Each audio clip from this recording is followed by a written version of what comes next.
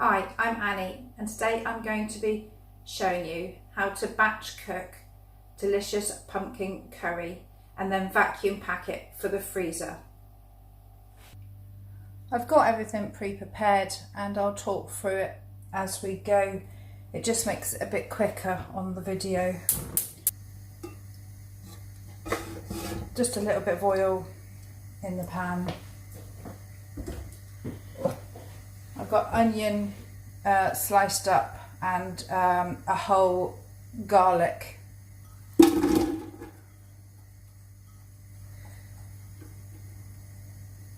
Just going to let that sweat for a minute.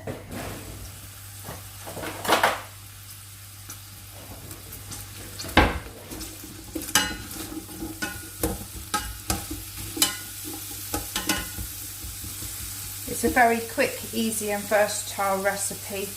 I've used different vegetables here just to give you an idea of, you can put different things in.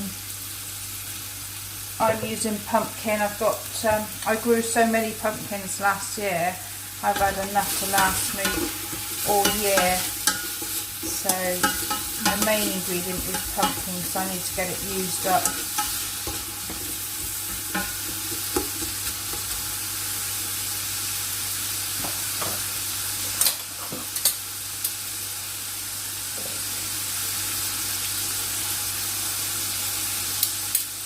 We don't like really spicy hot curries, so I'm just going to use 2 tablespoons of a pre-mixed medium curry.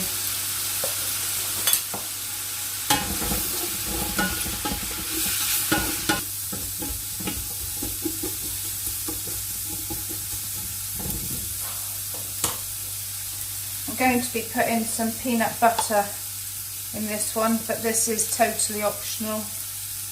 If you have a peanut allergy or you just don't like it, you don't have to add it in.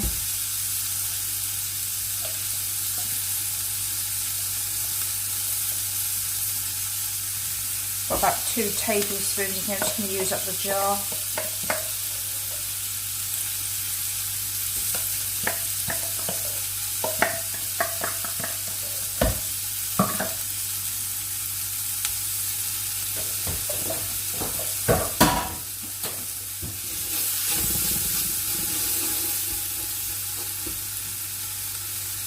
A tin of tomatoes,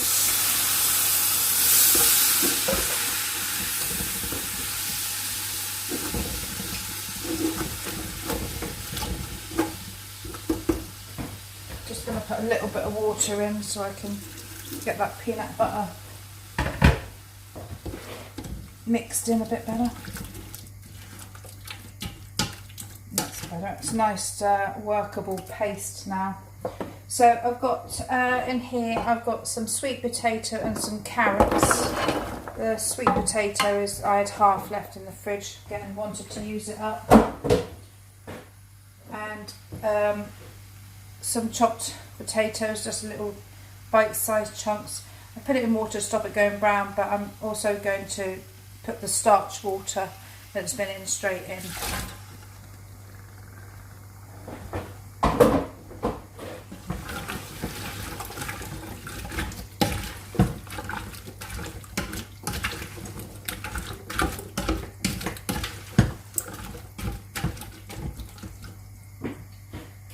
In goes my pumpkin.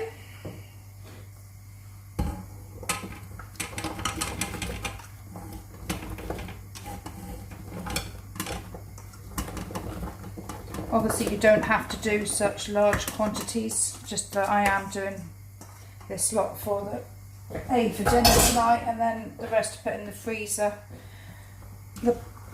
When I checked my pumpkins this week, there was 3 that were no good anymore, and I had 2 really nice ones that were left, so I thought I'd better get them used up. Because it is such a large batch, I'm going to add another tin of tomatoes.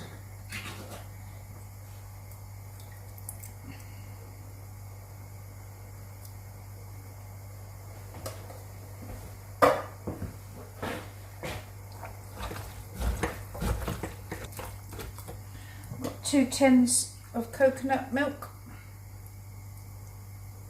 A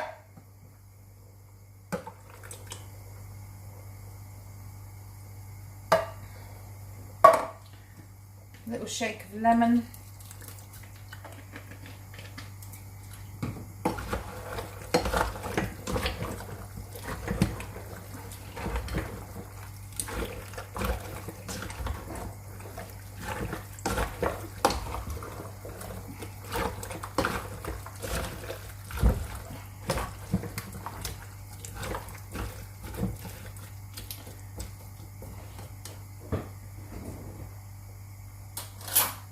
Just going to taste it with curry because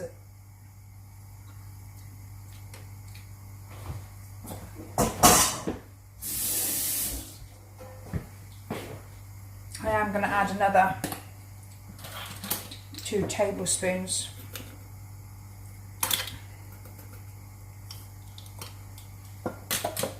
Just literally because it is such a huge big batch. I didn't realise how much it was going to make until you get it in the pan.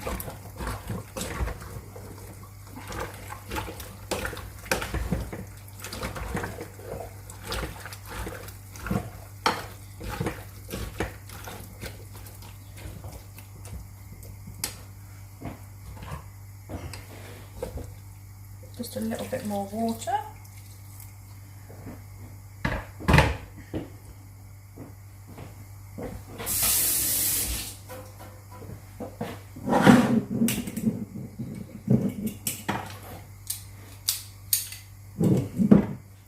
Some salt to taste.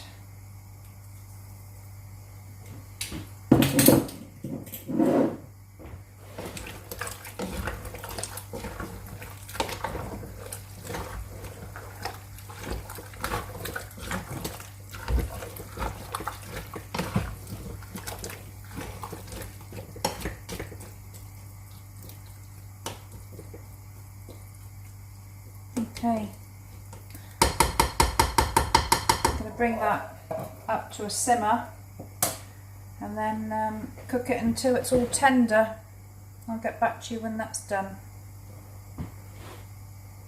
Just while I'm waiting for this to cook down, the ingredients that I put in, the potatoes, the carrot and the sweet potato, they're all very affordable vegetables, so it makes the whole meal really cheap and cost effective. It also gives it a different texture because the potatoes and the sweet potato and the carrots will be slightly firmer than the squash. It will give you a little bit of contrast in the curry. While I've been waiting, I had a little taste just a minute ago. I added a little bit more salt. I also decided to put in an extra tablespoon of tomato puree just to give it a little bit of more of a zing. When you're doing large batch cooking, you always have to taste and adjust as you go along. Nothing's ever perfect unless you're set into an absolutely rigid recipe, which I never do. I like to be able to just put in different ingredients as to what I've got in the fridge and what needs using up. I'm about 20 minutes into cooking this. It's just simmering away very, very gently. Obviously I don't want it to burn, so I stirred it a couple of times. I'm going to put in a packet of cranberries. And I do it at this stage because they will absorb the water and swell up nice.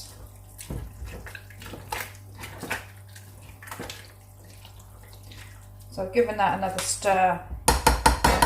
I don't want it to get much thicker, so I'm going to cover it with a lid.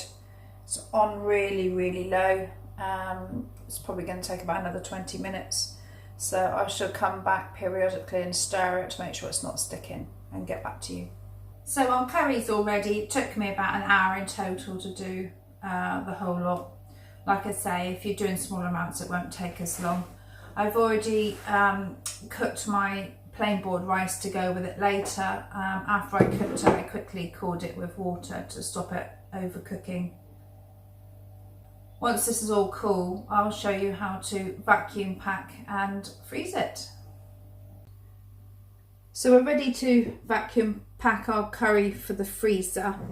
I've pre-portioned it into a bowl so I get the right amount. I've got a nice little filler, a vacuum pack bag and a jug. Just going to put that down like that. I'm going to try and hold the plastic bag with one hand and fill it with the other.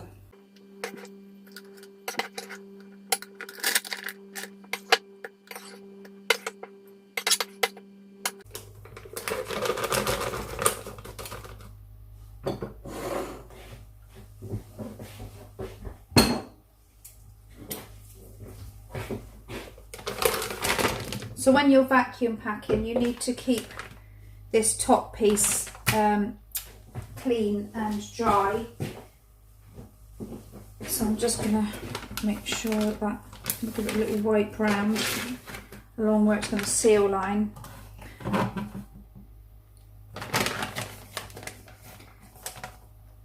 And then we just lay that in, push it down and press the vac and seal button.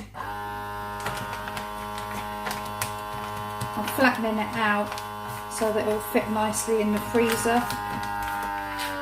As the liquid starts to come up, you can manually override it by just pressing the seal button.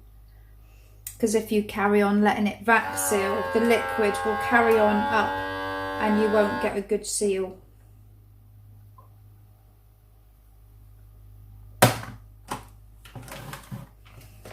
So you can see that the liquid inside was beginning to pull up, so I quickly, like I say, manually sealed it. And then we'll just be able to put a label on that, nice and flat in the freezer. I'd like to say thank you to all those people that have continued to watch my channel. I'm a fairly new channel, I've only been going a couple of months doing different topics. If you did like the video, please give it the old thumbs up, maybe even subscribe. Till next time, thank you, bye.